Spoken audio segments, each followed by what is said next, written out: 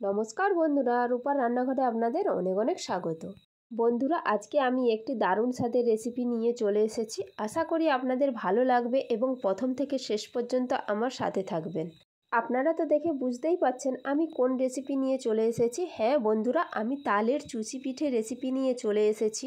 একটা প্লেটের মধ্যে সমস্ত উপকরণগুলো সাজিয়ে নিয়েছি। গ্যাস জ্বালিয়ে কড়া বসিয়ে দিলাম, 1 বাটি তালের পাল্প দিয়ে দিলাম। বন্ধুরা, আপনারা তো ভাবছেন আশ্বিন মাসে কি তাল পাওয়া যায়? হ্যাঁ বন্ধুরা, আশ্বিন মাসে তাল পাওয়া যায়। আমি বাজারে দেখে অবাক হয়ে গিয়েছিলাম, সেজন্য আমি তালটা কিনে নিয়ে চলে এসেছি। আর আমার খুবই ইচ্ছে ছিল এই রেসিপিটি বানানোর, তাই আজ আমি বানিয়ে আপনাদের সাথে শেয়ার করছি।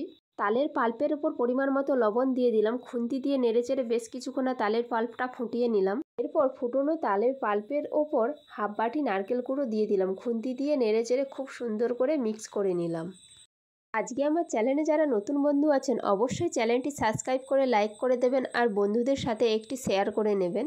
এখানে আমার তালের পাল্পের সাথে নারকেল কুড়োটা খুব সুন্দর করে মিক্স করা হয়ে গেছে। এরপর দিয়ে দিলাম আগে থেকে ফুটিয়ে ঠান্ডা করে রাখা 1 বাটি দুধ। দুধটাও আমি তালের পাল্পের সাথে খুন্তি দিয়ে খুব সুন্দর করে মিক্স করে নেব। এখানে তালের পাল্পের সাথে দুধটা আমার খুব সুন্দর করে মিক্স করা হয়ে গেছে। এরপর 1 বাটি সুজি নিয়েছি, উপর দিয়ে অল্প অল্প দিতে থাকবো আর এক হাতে খুন্তি দিয়ে নেড়ে চেড়ে নেব। এখানে আমি যদি সুজিটা একবারে দিয়ে দেই তাহলে সুজিটা দোলা পেকে যাবে, সেজন্য আমি অল্প অল্প দিচ্ছি আর মিক্স করছি। সুজিটা দেওয়ার পর খুন্তি দিয়ে নেড়ে চেড়ে আমি একটা ডো বানিয়ে নিলাম। বন্ধুরা, মাত্র হাতে গোনা কয়েকদিন হয়েছে তালের সিজন গিয়েছে। আপনারা কি বাড়িতে একবার হলেও এই তালের রেসিপিটি বানিয়েছেন? তাহলে আমাকে অবশ্যই কমেন্ট করে জানাবেন। আর এই রেসিপিটি এত খেতে ভালো লাগে আর এত স্বাদ হয় যে একবার খাবে সে ভুলতেই পারবে না। এই দেখুন বন্ধুরা, খুন্তি দিয়ে নেড়ে চেড়ে নিতে নিতে সুজির আমার ডো হয়ে গিয়েছে। কড়া থেকে একটা প্লেটের মধ্যে নামিয়ে নিলাম। এদিকে সুজির ডোটা ঠান্ডা করতে দিয়ে অন্যদিকে আমি চিনির শিরাটা বানিয়ে নেব। হাফ বাটি চিনি, 1 বাটি জল দিয়ে দিলাম। আর সেন্টের জন্য 2টো এলাচ ফাটিয়ে দিয়ে দিলাম। এখানে আমি চিনির শিরাটা বেশ কিছুক্ষণ ফোটাবো না, একদম অল্প করে ফোটাবো। একটু নেড়েচেড়ে নিলে চিনিটা পুরোপুরিভাবে গলে যাবে। চিনিটা পুরোপুরিভাবে গলে যাওয়ার পর একবার ফুটেই আমি গ্যাসটা বন্ধ করে দিলাম, না হলে চিনির শিরাটা মোটা হয়ে যাবে। এখানে আমার চিনির শিরাটা পাতলা লাগবে, সেজন্য আমি চিনির শিরাটা মোটা করলাম না। এদিকে সুজির ডোটা হালকা গরম আছে, হাত দেওয়া যাবে। এই অবস্থায় আমি সুজির ডোটা দোলে খুব সুন্দর করে একটু মসৃণ করে নেব। এই দেখুন বন্ধুরা, এখানে আমি ডোটা দোলে খুব সুন্দর করে মসৃণ করে নিয়েছি। এরপর ডো থেকে অল্প একটু লেচি কেটে নিলাম। ওই অল্প লেচিটা হাতের তালুর মধ্যে নিয়ে নিলাম। দুটো হাতের তালুর বীজখানে রেখে পাক দিয়ে খুব সুন্দর করে একটা চুষি পিঠের শেপ দিয়ে দিলাম। এমনিতে আমরা যে চুষি পিঠেটা বানিয়ে থাকি তার থেকে এই চুষি পিঠেটা হবে একটু সাইজে বড়, কিন্তু সেই চুষি পিঠের থেকে এই তালের চুষি পিঠে খেতে খুব সুন্দর লাগে। এই তালের চুষি পিঠের স্বাদের কাছে এমনিতে আমরা যে চুষি পিঠে বানিয়ে থাকি সেই স্বাদ হার মেনে যাবে।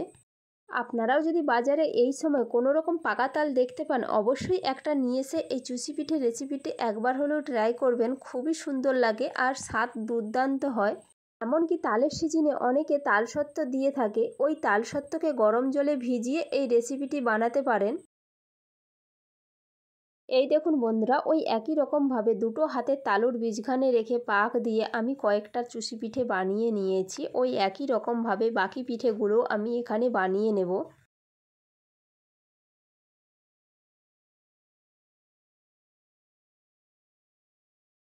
এখানে দেখুন বন্ধুরা, সমস্ত চুষি পিঠেগুলো বানানো হয়ে গেছে। দেখুন বন্ধুরা, কত সুন্দর লেগেছে দেখতে। এরপর গ্যাস জ্বালিয়ে কড়া বসিয়ে দিলাম। কড়া গরম হয়ে আসলে কড়ায় আমি সাদা তেল দিয়ে দিলাম। তেল গরম হয়ে আসলে একদম আস্তে করে খুন্তির সাহায্যে চুষি পিঠেগুলো গরম তেলের ওপর আমি ছেড়ে দিলাম। কিছুক্ষণ পর খুন্তি দিয়ে আমি উল্টে পাল্টে নিলাম। এখানে চুষি পিঠের কালারটা হবে হালকা লাল। এই পর্যায়ে আমি গরম তেল থেকে একটা ছান্তার সাহায্যে তুলে নেব। এই দেখুন বন্ধুরা, চুষি পিঠেগুলো আমি তেল থেকে তুলে নিয়েছি। চুষি পিঠেগুলো আমি একদম হালকা লালচে করে ভেজেছি। এরপর তেল ঝরিয়ে চুষি পিঠেগুলো চিনির শিরার ওপর দিয়ে দিলাম। এখানে আমি সেম প্রসেসে সমস্ত চুষি পিঠেগুলো ভেজে চিনির শিরার ওপর দিয়ে দিলাম। দেখুন বন্ধুরা, চিনির শিরার ওপর চুষি পিঠেগুলো দেওয়ার পর কত সুন্দর ফুলে উঠেছে আর কালারটা দেখুন কত সুন্দর এসেছে। এখানে আমি একটা ছান্তা নিয়েছি, ছান্তার সাহায্যে চিনির শিরা থেকে চুষি পিঠেগুলো তুলে একটা প্লেটের মধ্যে নিয়ে নিলাম। এই দেখুন বন্ধুরা, প্লেটের ওপর চুষি পিঠেগুলো আমি তুলে নিয়েছি। কত সুন্দর লাগছে চুষি পিঠেগুলো দেখতে, একদম ভেতর থেকে রসে ভরা। যেই দেখবে তারই খেতে মন যাবে।